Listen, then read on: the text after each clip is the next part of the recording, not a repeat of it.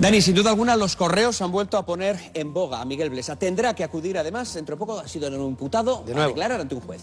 Exactamente, esos correos han venido a confirmar lo que era Vox Populi, una creencia, que Caja Madrid fue el paradigma de todos los excesos de todo tipo que se han cometido en España en las cajas de ahorros que terminaron quebrando y completando, digamos, el rescate de nuestro sistema financiero. Y vamos a ampliar este cajero que hemos simulado, presidido por Miguel Blesa, y que viene a escenificar esos excesos de los que vamos a hablar ahora mismo. Vamos a adelantar, pues es que Caja Madrid lo tenía todo. Si era el rescate, estuvo a la cabeza. Inversiones nefastas en el ladrillo, ahí estaba Blesa. Sueldos galácticos, como el que más. Preferentes, uno de los capítulos más indignos. Injerencias políticas y mangoneos, Caja Madrid también a la cabeza.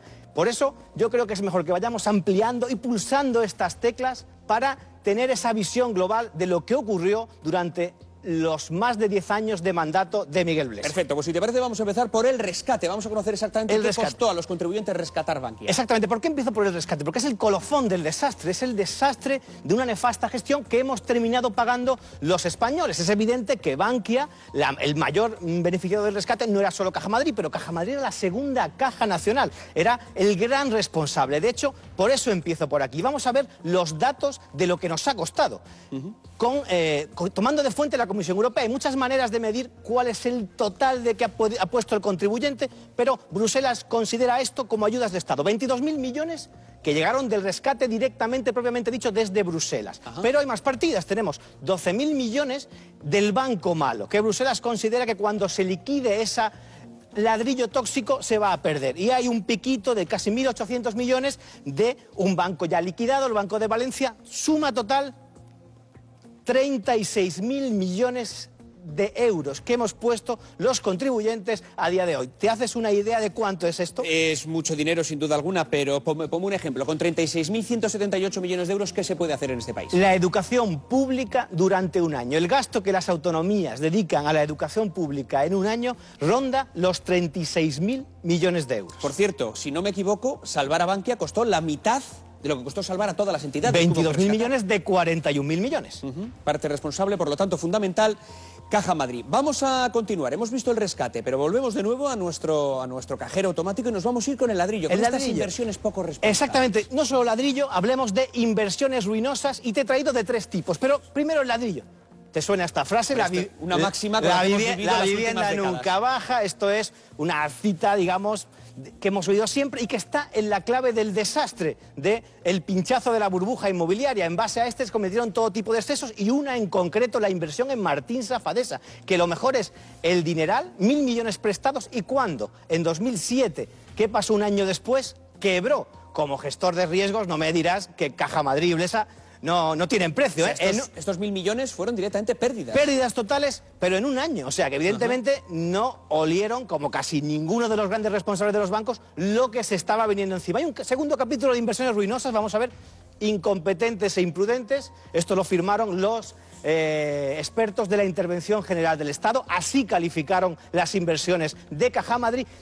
Y es que es curioso porque las cajas, en su origen, era algo que nació para prestar dinero a la gente de las comarcas del terruño cercano, pero se convirtieron, soñaron con ser gigantes bancarios y empezaron a invertir en de todo, alimentarias, aerolíneas, eléctricas, mucho ladrillo. Bankia, del rescate que hemos hablado, tuvo que dedicar 3.900 millones a tapar todos los agujeros de estas inversiones absolutamente ruinosas e imprudentes. Pero hay un nuevo capítulo más de inversiones que son las presuntamente delictivas, que están en los tribunales. ¿Te suena? Hombre, Díaz Ferrán, actualmente encarcelado en Soto del Real. Por el caso Marsans, pero aquí también se le está investigando por los préstamos que le hacía Blesa, papá Blesa, ahora entenderás por qué, de 131 millones de euros a sus empresas, sus familias, y que están investigadas. Y fíjate la forma tan peculiar que el juez Elpidio Silva, ahora le podrás preguntar por ello, describió la relación paterno-filial financiera entre ambos. Aquello ya se parecía al hijo desajustado y desorganizado que pedía dinero a un íntimo amigo, al padre. Bueno, da mucho rubor esta serie de cosas, ¿eh? Sí. Y nos queda un capítulo más, la última de las inversiones, que también es por la que va a tener que declarar Blesa.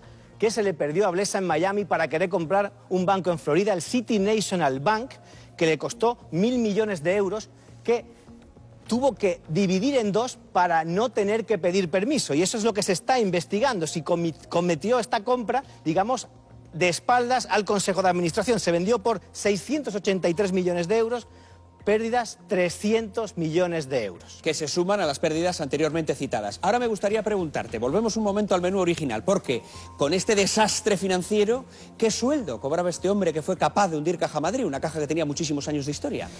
Con la alta autoestima que se tenían, creyéndose gigantes financieros, pues sueldos de alquimista, del que piensa que convierte, digamos, pues la piedra en oro. Vamos a ver, los compañeros del diario.es publicaron las, digamos, declaraciones de Hacienda de los últimos 7 años, 20 millones de euros. Eso sale de media a 2,5 millones cada año, pero hay algunos hitos en estos 7 años que merece la pena. Hasta el 2006 el sueldo era de 1,7 millones de euros, 2007 empieza la crisis y ¿qué hace el señor Blesa? Premiarse con una subida del 100%, duplicó su sueldo, 3,5 millones en 2007. Pero hay otro hito que también es relevante. ¿Cuándo fue el año cuando más ganó? 3,6 millones 2010, el año de su salida. ¿Sabes en qué mes salió? No tengo ni idea. En enero. O sea, en un mes. En un mes. Trabajó un mes y 3,6 millones de euros. Porque tuvo su finiquito y se fue con 3,6 millones. ¿Fue el único Blesa en premiarse, en creer que merecía estas cantidades?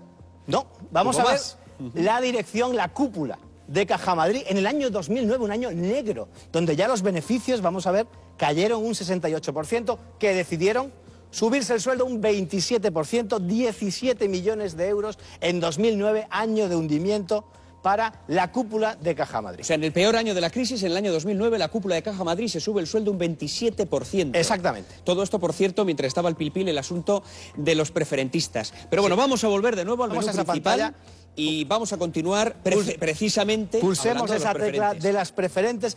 Historia indigna en muchas cajas de este país, pero especialmente, y vamos a ver por qué, en Caja Madrid. Colocaron unos 3.000 millones de euros a 200.000 pequeños ahorradores, familias sin grandes conocimientos y además con algunos elementos realmente oscuros. Por ejemplo, 2 detalles.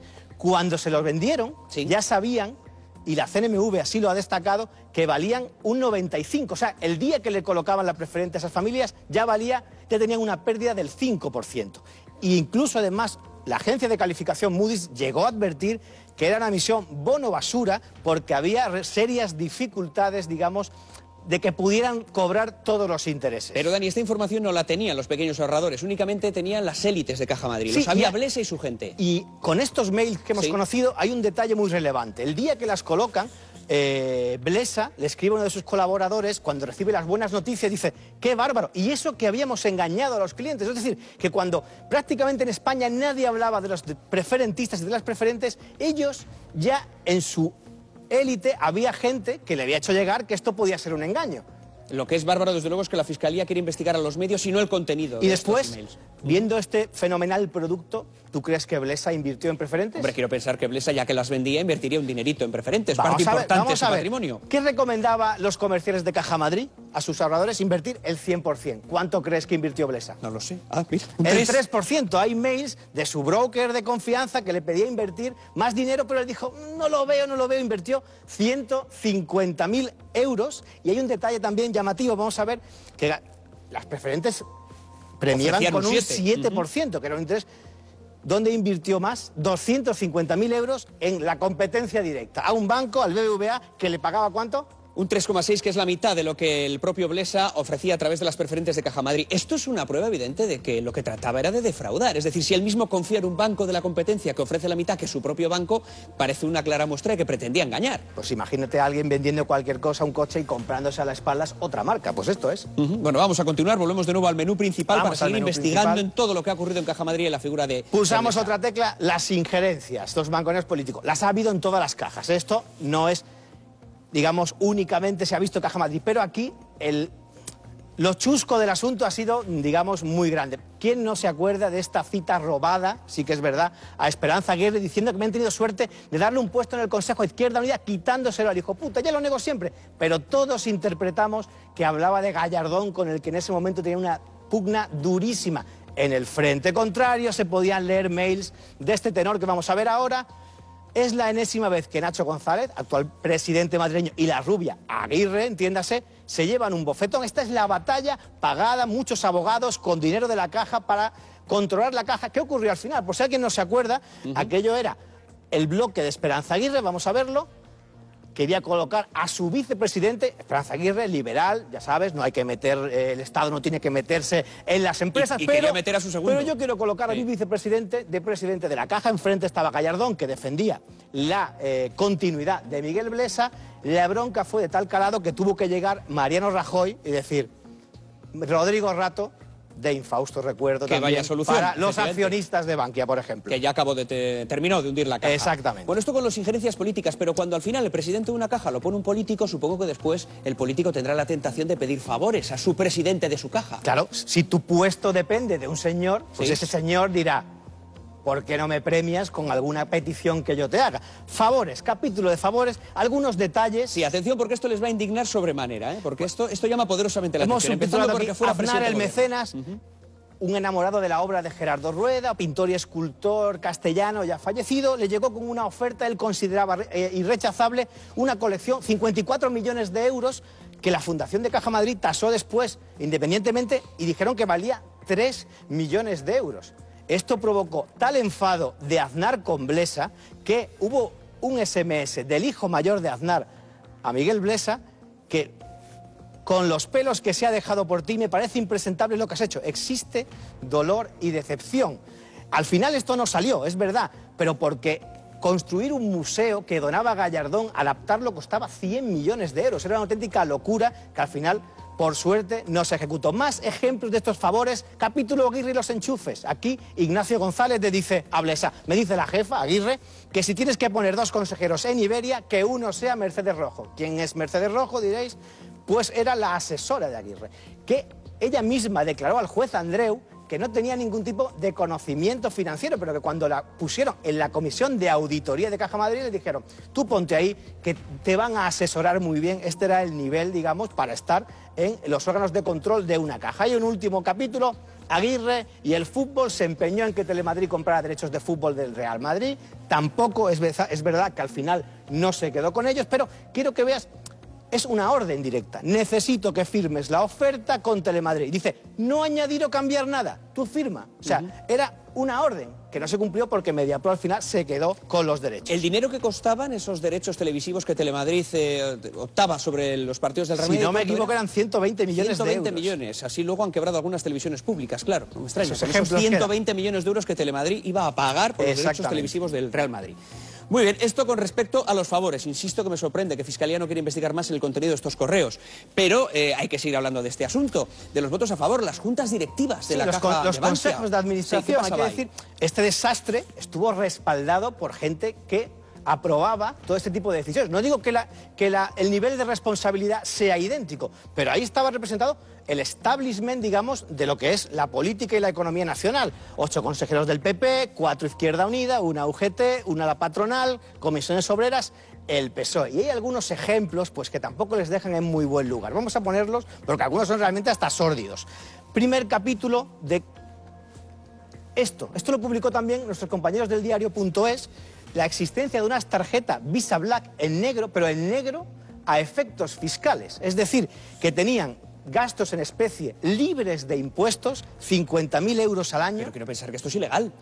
Bueno, evidentemente, los pagos en especie también se tienen que declarar al fisco. Pero bueno, no se quiere investigar nada de lo que ha salido en estos correos. Aquí hay una muestra de cosas bastante raras. Otro ejemplo más, si quieres, tenemos votos a cambio de dietas. Aquí volvemos a escuchar al juez Silva en su testimonio ante el juez que le investiga, diciendo cómo había consejeros de sindicatos pidiendo dinero a cambio de votar a favor.